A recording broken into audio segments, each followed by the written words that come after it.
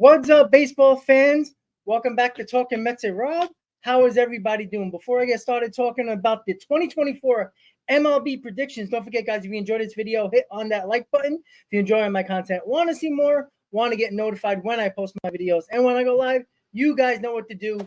Hit on that subscribe button, everybody, and don't forget to hit on that like button, everybody, as well. So, guys, here we go. The 2024 season did start in Seoul, Korea, with the Dodgers and the Padres, but the official opening day for baseball is on Thursday, and I know every baseball fan is excited to get going. And when the baseball season gets started, there's always some predictions with division winners, record predictions, wild card teams, MVP, Rookie of the Year, Cy Young Award winners. That is what we're going to do here today on this video, guys. So we're going to start off with the division winners, and that is the AL Central that we're going to start with, and it looks something like this. The AL Central, I have the Twins winning, coming in first place at 90 and 72. I got the Royals 86 and 76, the Tigers 83 and 79. We got the Guardians at 500 at 81 and 81, and at the bottom of the barrel is the White Sox with 77 wins and 85 losses. Now, this was one of the hard predictions to do in the AL Central because of the fact there's a lot of turnover here with a couple of young teams coming up that might surprise some people during the 2024 season. But I still think the Twins have just enough to pull out in the AL Central, and I think the Twins are going to win this division. But the Royals and the Tigers are going to have a much more improvement over the last couple of seasons as their young kids starting to develop and starting to make the majors. I think they're going to make that push, and I wouldn't be shocked if one of these teams surprise us and might win this division. But right now, I'm going to go with the Twins at 90 and 72. Next, we're going to go with the AL West. And the Astros are still the cream of the crop here. Even though the Rangers did win the World Series last year, I don't feel like the Rangers, with all the injuries they have, DeGrom's not going to come back until the middle of the season. Scherzer's going to be out a couple of months. The Rangers and Montgomery's not going to come back. They have a lot of issues in that rotation. Their lineup is lethal, but when their rotation, I don't know what they're going to do. There's a lot of question marks in that rotation, and I think it's going to hurt them going forward, even though I think they're going to have one more win than they did last year because they're going to get those guns back later in mid to later in the year. That's going to help them make that push for the playoffs. But the Astros are going to win the division with 95 and 67 record. Rangers in 91 and 72. The Mariners are going to take a little bit of a step up here, get 88 wins and 74 losses. The Angels that did lose Shohei Ohtani, 79 and 83, and the lowly Athletics at 63 and 99. Once again, teams like the Mariners, where you think they can take a step up, I'm not sure if they're going to be better than the Rangers or the Astros. I still think they're a tad below in that second tier of teams that might be fighting it out for the wild card. So I think the Mariners are going to end up in third here, but the Astros are going to be the team of the AL West once again, 95 wins and 67 losses. Rounding up the AL, we're going to go with the AL East to round up the American League predictions here, and we're going to start off with the Baltimore Orioles that are going to win the division once again, 97 and 65. They're going to have a few wins less because of the fact of the competitiveness of the AL East. But I think the Orioles are too damn good. They're not going to be a surprise team that they were last year. People are going to be gunning for them, but they are very good. We were able to make that trade for Corbin Burns to finally get that rotation in order a little bit more, and they won over 100 games last year without a solid rotation. Their rotation is better, and their lineup is lethal. The Orioles, 97 wins and 65 losses. The Blue Jays, who I think are going to surprise some people this year and get above that hurdle that they've been trying to get for the last couple of years. They're trying to get over that hurdle of the Yankees and the Rays, and last year with the Orioles. The Blue Jays, 95 wins and 67 losses. And then we come to third place, the Yankees at 94 and 78. The Cole injury hurts this rotation. Make no doubt about it. The rotation was already question mark with Cole in the rotation healthy. Rodana's a question mark. Many of these rotation guys are question marks right now. And I think the problem is that everybody's just looking at the lineup and saying they're gonna take them to the finish line. I don't necessarily think the lineup is going to be able to do enough to pick up the rotation, because there's still not a guarantee that Cole is coming back, even though they said 2 months. There could always be setbacks, and I don't trust Rodon to do the job and pitch the way he did the last couple of seasons prior to becoming a Yankee. So I think the Yankees are going to be in third place. The Rays 89 and 73, and the Red Sox are going to be at the bottom of the barrel here at 77 and 85. So the Orioles, the team that are going to win the AL East. So once again, we got the AL Central. We got the Twins 90 and 72. We got the Astros at 95 wins leading the AL West. And now we get to the wild card teams that will be playing in the playoffs that did not win the division. It's going to be the Blue Jays getting the number 1 wild card at 95 wins. We got the Yankees in number 2 wild card spot with 94 wins. And rounding up the playoffs in the American League with the number 3 team in the wild card, the Rangers, at 91 wins. So the Blue Jays, Yankees, and Rangers are the 1, 2, 3 wild card teams going to the playoffs.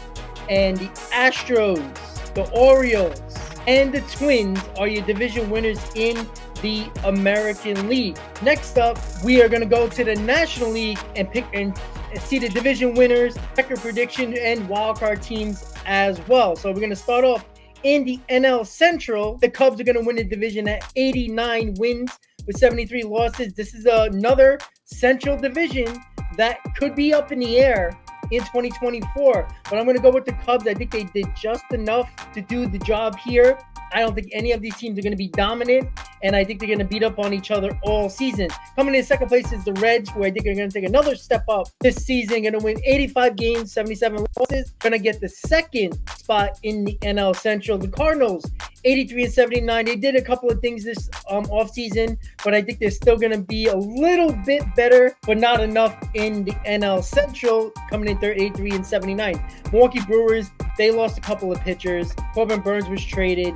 They're going to be a team that won the division last year, that are going to struggle this year with 80 wins and 82 losses. And the Pirates coming in last in the Central at 74 and 88. The Cubs, division champs, 89 and 73. We're going to head over to the NL West. Dodgers are still going to be the dominant team here, regardless of what happens with Ohtani and that situation with the whole interpreter gambling situation and what Ohtani and the Dodgers have to deal with this season. 98 wins, 64 losses. They're still going to be the cream of the crop of the NL West, but they're going to have a couple of less wins here. 98 wins to win the division.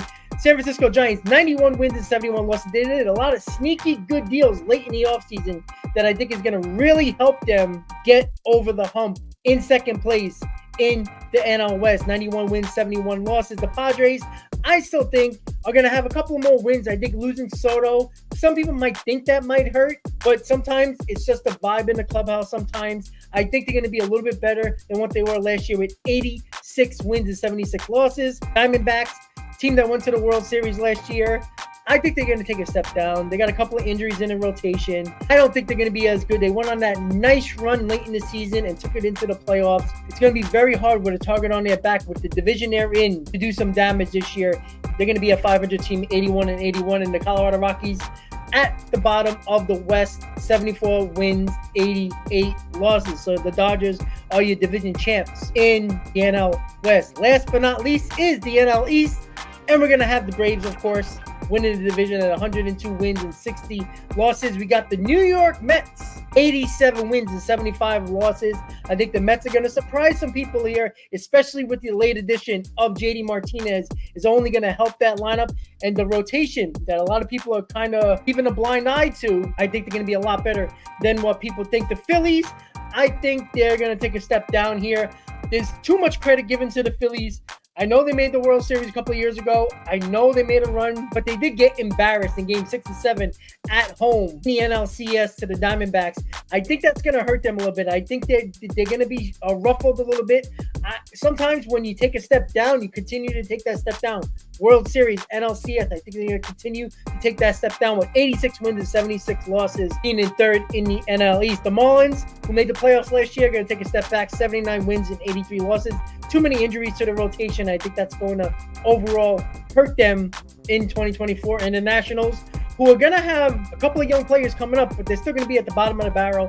of the NL East at 73 wins and 89 losses. So, with that said, who is the wild card team making the playoffs? Well, coming in at the first wild card spot is the Giants at 91 wins. The New York Mets are coming in at number 2 at 87 wins, and the Philadelphia Phillies, yes, have the same record as the San Diego Padres with 86 wins, but they're going to win the tiebreaker and get the third wildcard spot with the 86 wins. So, the National League, Giants, Mets, Phillies, Giants with 91 wins, Mets with 87 wins, and the Phillies with 86 wins brings the wild card to those three teams, and that is your division winners, Braves, Dodgers, and the Cubs to round out the playoffs for the National League.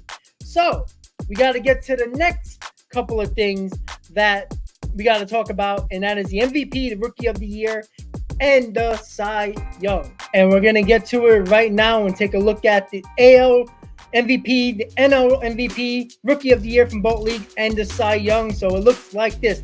The AL MVP is going to be Adley Rutschman. For the Orioles, we're going to have the NL MVP of Mookie Betts, the AL Cy Young, Framber Valdez. We're going to have the National League Cy Young. That hurts me a little bit, but Zach Wheeler of the Phillies.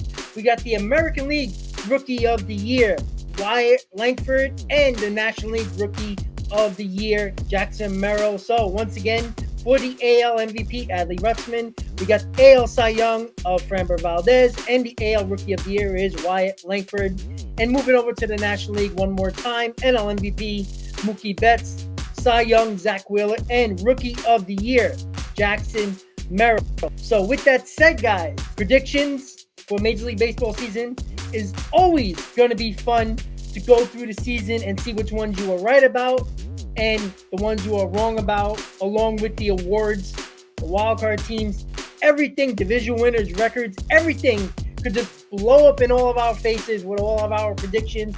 But I hope I get some good news at the end of the year, and most of my predictions are right. Maybe the records might be different, but the placement of the teams might be right in each individual divisions in the NL and the AL. Once again, guys, if you enjoyed this video, hit on that like button. If you're enjoying my content, want to see more, want to get notified when I post my videos and when I go live, you guys know what to do. Hit on that subscribe button, everybody. Let me know in the comments, guys, what you think of my division winners, wildcard teams, and award winners of the MVP, Rookie of the Year, and Cy Young. Let me know if you believe in the records that I put for each individual team, and let's see if we have difference of opinion, guys. Once again, guys, I want to thank you for watching, and as always, baseball fans, welcome to opening day, 2 days away, Thursday. Once again, guys, have a great day. Thank you for watching. See you next time.